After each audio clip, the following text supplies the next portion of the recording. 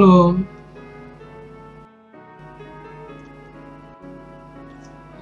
Di episode kali ini kita akan membahas pertanyaan sering muncul juga selain Valentine minggu lalu. Boleh nggak sih orang Kristen merayakan Imlek? Jawabannya nggak sederhana boleh atau enggak kayak yang Valentine. Ada banyak hal yang perlu dipertimbangkan. Yuk kita telusuri dalam Truth is Fun.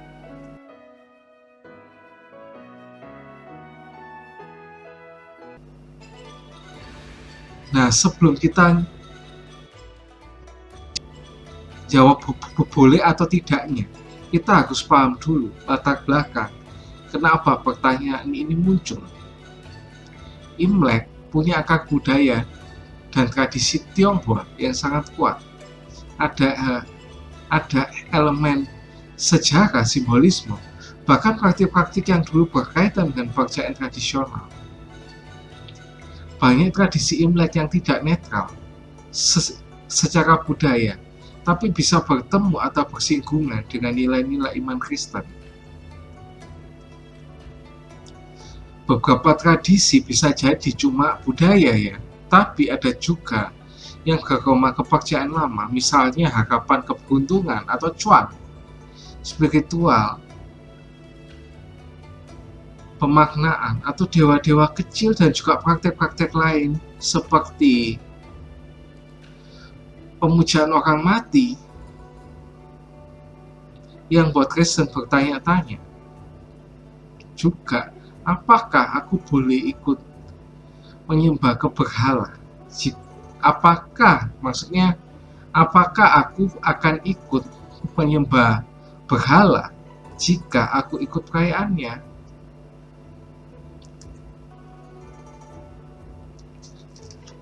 Nah, sekarang mari kita breakdown bersama-sama ya, mulai dari kreasi dengan tradisi dan iman. Bukan berarti semua tradisi Imlek itu harus dihindari. Ada nilai-nilai budaya yang bisa diredeem atau dipulihkan untuk kemuliaan Tuhan. Misalnya memberi angpau atau amplop merah yang banyak ditunggu-tunggu oleh orang-orang yang belum menikah bisa tetap dilakukan asalkan kita mengingat bahwa berkat atau uang tersebut bukan berasal dari keuntungan semata, melainkan merupakan berkat dari Tuhan. Dan juga salam-salam Imlek yang dirubah ya. Daripada kita mengatakan semoga beruntung, bisa kita mengucapkan berkat Kristen seperti Tuhan memberkati ya, God bless ya. Dan juga dalam tradisi tukar jeruk mandarin yang dalam budaya Tionghoa merupakan lambang rezeki. Kita bisa ingatkan satu sama lain bahwa kesuksesan itu datang dari Tuhan, bukan dari keberuntungan. Nah, ini ada panduan-panduannya supaya kita dapat mengetahui latar belakang agar kita bisa menilai tradisi Imlek itu yang mana yang netral dan mana yang menyentuh unsur kepakan. Yang pertama, di spring cleaning atau bersih-bersih sebelum Imlek. Itu boleh aja ya, bersih-bersih rumah ya, nggak salah ya. Setiap hari kita ya pasti bersih-bersih rumah, asalkan kita tidak mempercayai bahwa menyapu di hari tertentu bisa kehilangan keberuntungan. Karena sesungguhnya kekayaan kita itu datang dari Tuhan yang memberkati kita, bukan dari kebiasaan magis.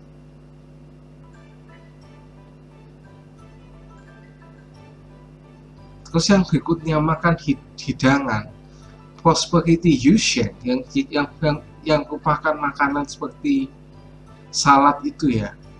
Itu boleh, tapi kita diingatkan agar kita tidak terlalu fokus ke dalam kekayaan materi. Yang selanjutnya, pada salam tradisional seperti Wanshe Kuyi, yang berarti semoga segala yang kamu inginkan tercapai, sebaiknya hati-hati, karena kata luck atau keberuntungan itu bisa menyesatkan. Lebih baik kita menyertakan berkat Tuhan.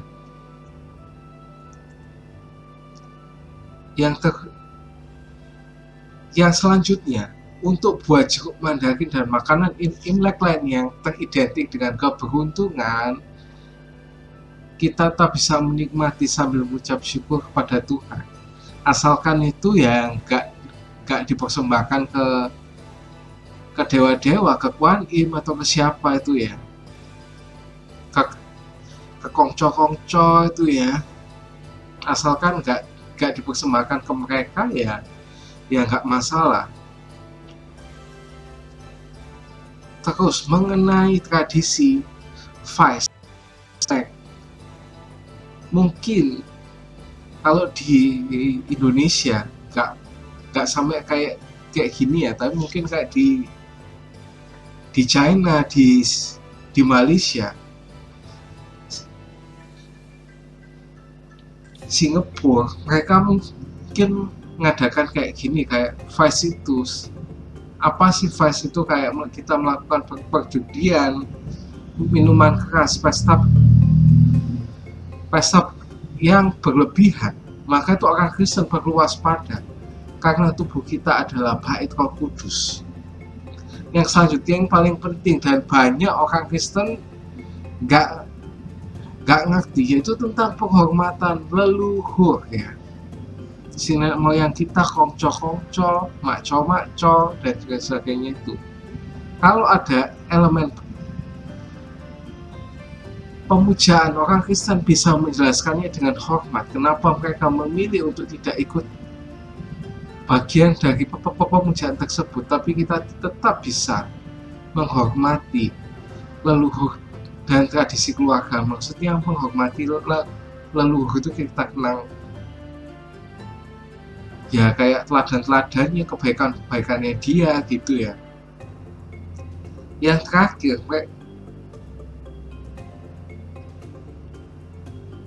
kita disarankan agar pusat kekayaan Imlek bagi orang Kristen adalah Tuhan, bukan keberuntungan atau materi. Bukan yang disarankan, tapi itu diharuskan.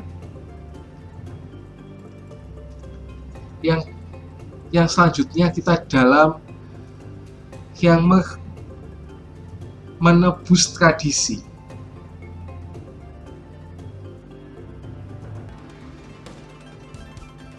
Yang pertama, tradisi memberi angpau bisa diartikan sebagai ritual kasih karunia. Angpau itu hadiah yang sebenarnya tidak pantas diterima, karena pantas, tapi diberikan karena kasih. Sama seperti kasih karunia Tuhan, maksudnya bukan karena pantas. Yang tidak pantas diterima karena pantas ya. Maksudnya tadi itu, angpau itu hadiah yang tidak pantas diterima, tapi itu diberikan karena kasih karunia, karena kasih, sama seperti karunia kepada Tuhan. Warna merah yang sering dianggap budaya sebagai pelindung dari roh jahat, berani, dan sebagainya, bisa dikaitkan dengan darah Kristus sebagai simbol pengorbanan dan kasihnya. Dan untuk yang terakhir, untuk koplet Imlek atau gantungan kertas merah dengan tulisan, orang Kristen bisa membuat koplet dari ayat Alkitab, sehingga dekorasi tradisional itu juga dapat mengadu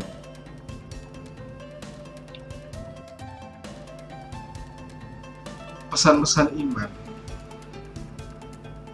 Yang selanjutnya, kita melihat dari perspektif gereja Metodis Singapura. Ada juga pandangan yang netral dan yang konstruktif ya.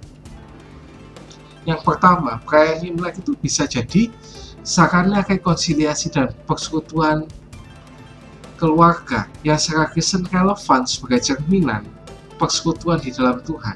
Yang kedua, bersih-bersih rumah bisa diartikan sebagai refleksi rohani, mengevaluasi kehidupan kita, apakah adalah hal yang perlu dibersihkan dalam hidup kita.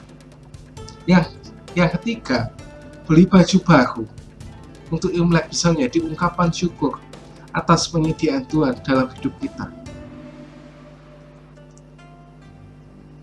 Selanjutnya, saat kita makan, penting untuk ingat bahwa tubuh kita ini adalah bait Roh Kudus, jadi kita tidak harus menikmati. Jadi kita harus menikmati, tetap harus menikmati, tapi tidak berlebihan.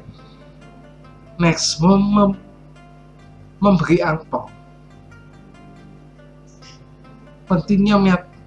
Pentingnya memberikan angpau tidak hanya kepada yang lebih muda, tapi juga mengapresiasi yang lebih tua dan juga Tuhan yang sudah memberikan kita uang itu atau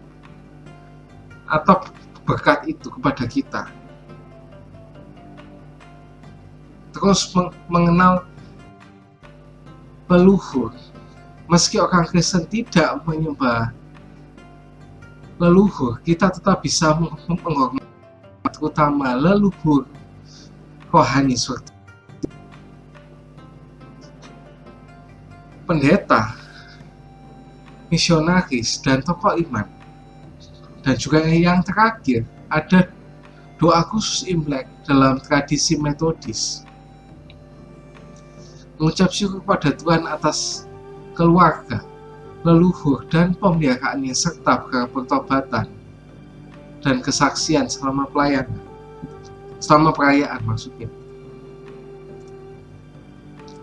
Nah,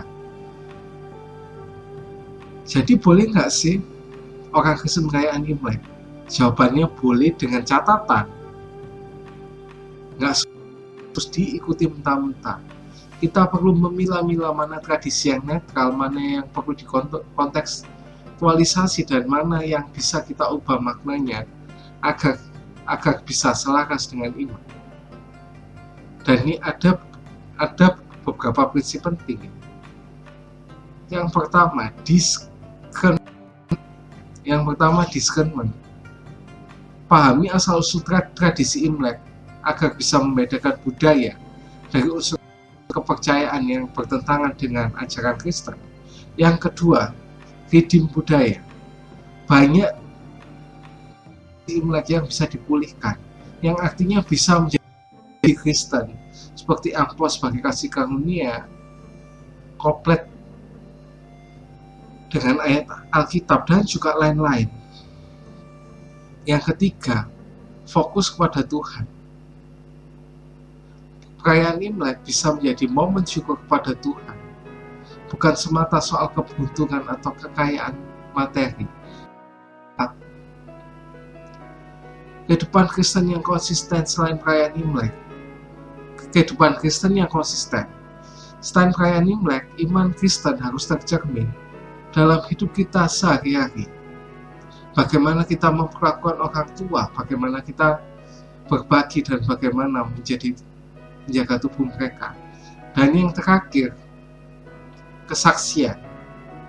Imlek juga bisa menjadi kesempatan untuk penginjilan, misalnya melalui angpau yang berisi ayat Alkitab, ataupun koplet yang berisi ayat Alkitab, atau ucapan berkat kepada keluarga kita.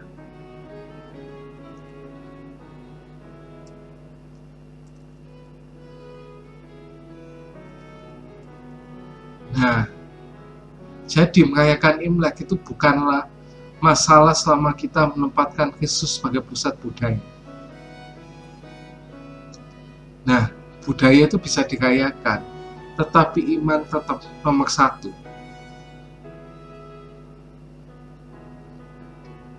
Jangan lupa like, share, dan subscribe supaya kamu gak ketinggalan konten berikutnya.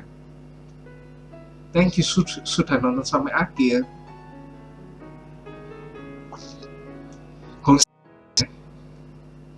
See you and God bless.